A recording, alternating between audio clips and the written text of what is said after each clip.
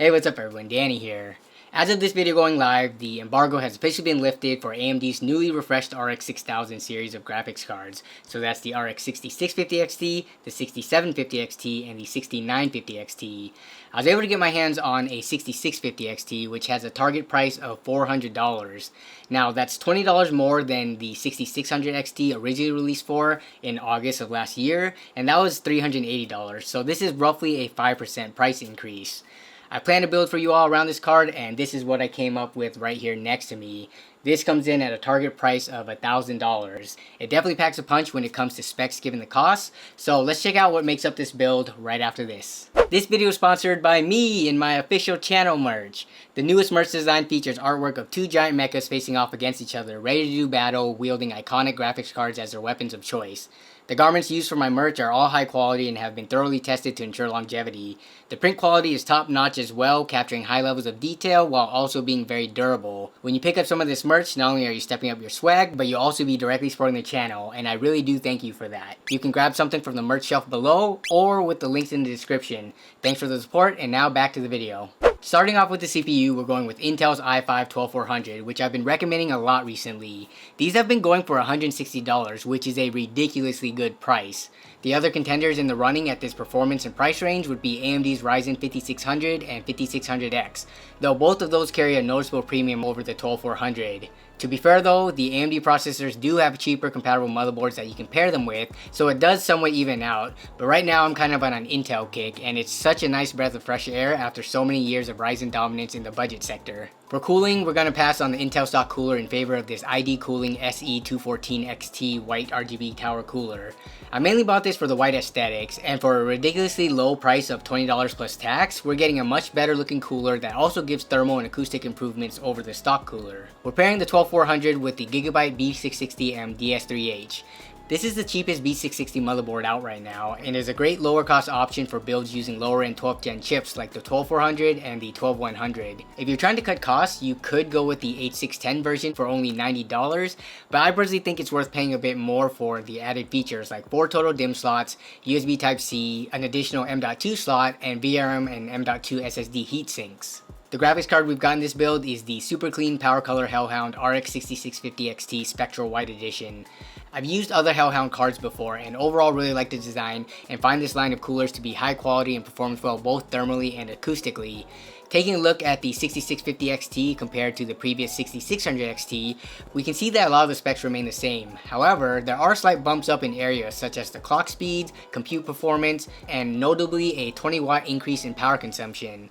We will see the effects of this later on in the benchmarks, as there is a noticeable temperature difference between the 6600 XT and the 6650 XT, but even so, temperatures were peaking in the low 70s under heavy load, which is not an issue at all. For memory, we're going with a 16GB kit of Team Group Delta RGBs in white, 3200MHz CL16. Pretty standard RAM here. These look really good in the system and are compatible with Gigabyte's pretty clunky and crappy RGB software. Storage wise, we have the Western Digital Blue SN550 1TB M.2 NVMe SSD, a very solid option that I use and recommend often.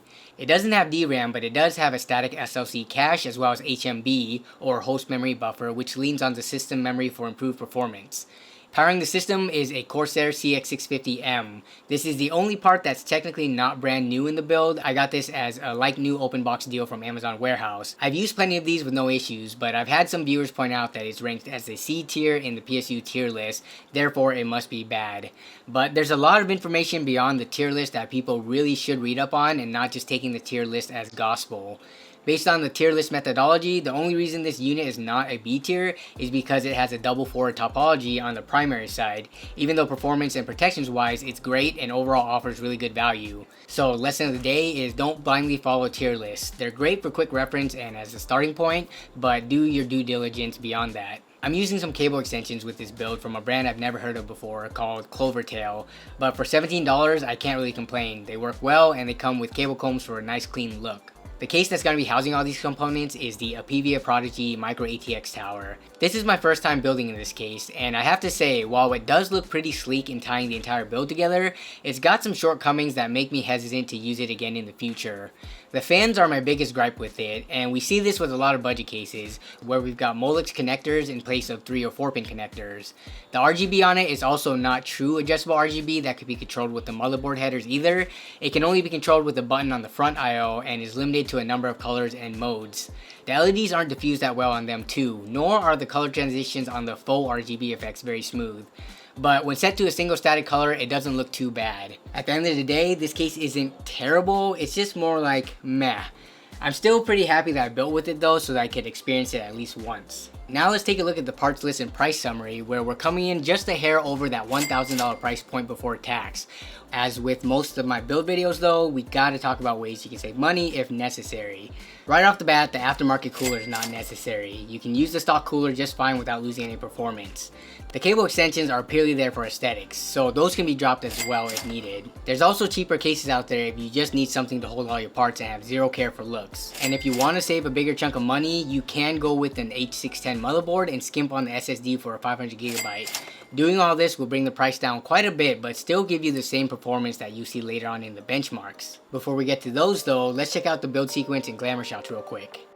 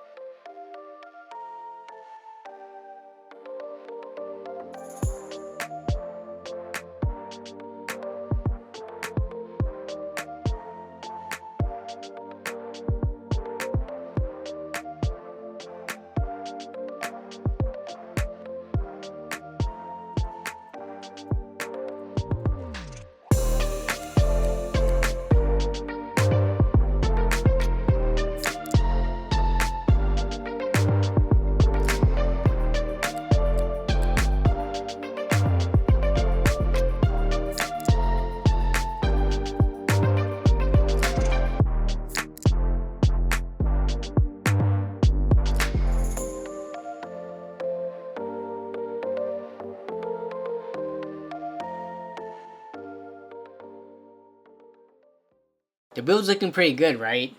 Did you see what I did there with the power supply window? So one of my friends and fellow content creators, Zach from Zach's Tech Turf, he's been vinyl wrapping his power supplies for the last year or so, and it's been catching on with a lot of builders, and even other content creators are doing the same as well. Zach probably wasn't the first person to ever do this, but the amount of times he's done it and how much he's been pushing it in his videos and talking about it on social media, I'd confidently say that he's played a huge role in popularizing it. For this build, I decided to try it out as I've never done it before, but it was very much a last minute decision, and I actually didn't have any vinyl on hand. So on a whim, I took some printer paper and some tape and I got to work. This is very much a janky and super frugal approach to this, but I think it actually turned out surprisingly good, plus no one would ever know the difference. I'm very curious what the aesthetics god himself has to say about this. Zach? I didn't actually realize what I was looking at until I asked Danny, but oh my god, that's a piece of printer paper, that's not a sheet of vinyl. I want to roast Danny because a sheet of vinyl costs like less than 10 bucks, but that actually looks pretty solid and way cleaner than just leaving that ugly sticker on there. I'm impressed. Thanks, Zach. I really appreciate it. Now back to me. Alright, let's get to those benchmarks. I ran all my tests at 1440p because by this point, I think everyone knows that these newer graphics cards can handle pretty much any game at 1080p no problem at all. Running at 1440p also puts more strain on the graphics card, so we'll really be able to see what the performance is like without worrying about the modest 12400 being any form of a bottleneck. I ran 2 sets of tests. One with the original 6600 XT and another one with the newer RX 6650 XT so that you can see both results simultaneously side by side. And I also show the calculated percent difference on both of them as well. For reference, Smart Access memory was enabled for all tests, and the CPU and GPUs are all running at stock speeds with the 16GB of RAM running at its 3200 MHz XMP. But yeah, sit back, relax, and enjoy the benchmarks.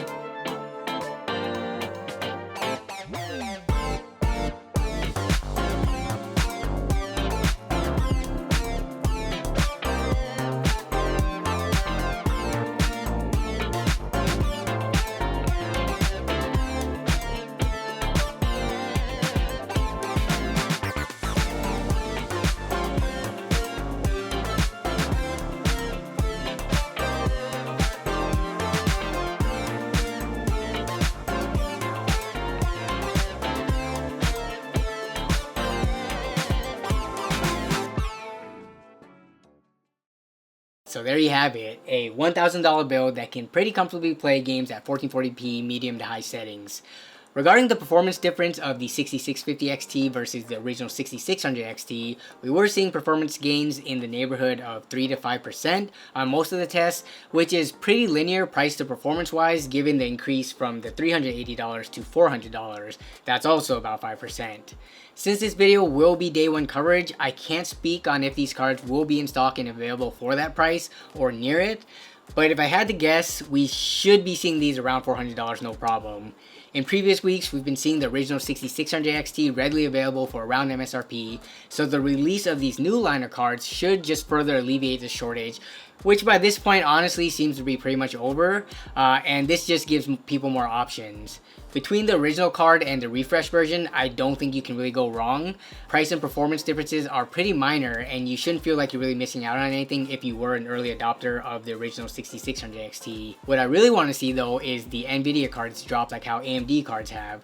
Nvidia cards are still carrying quite a bit of a premium, with cards like the RTX 3060 still well above $400 despite performing worse rasterization wise than the 6600 and 6650 XTs. If we can get Nvidia cards to MSRP, then I think that'll push AMD cards to even lower than MSRP, and of course, we as consumers win in that situation. But that's gonna wrap it up for this video. I hope you all enjoyed and found it either entertaining or useful in one way or another. Let me know down in the comments below your thoughts overall on this build and how you thought it did performance-wise given that $1,000 price point. Also, I'm curious to hear your thoughts on this new line of AMD refreshed graphics cards. Are you excited about it at all, or are you kind of like meh about the launch? I'm curious to read your responses. But yeah, that's gonna be it for me though. I want to thank you all as always for watching and for continuing to support the channel. I want to thank the channel members as always for going above and beyond for their support on what I do here and on the channel. And yeah, be safe out there, and I'll see you all down in the comments as well as in the next stream and or video. Bye.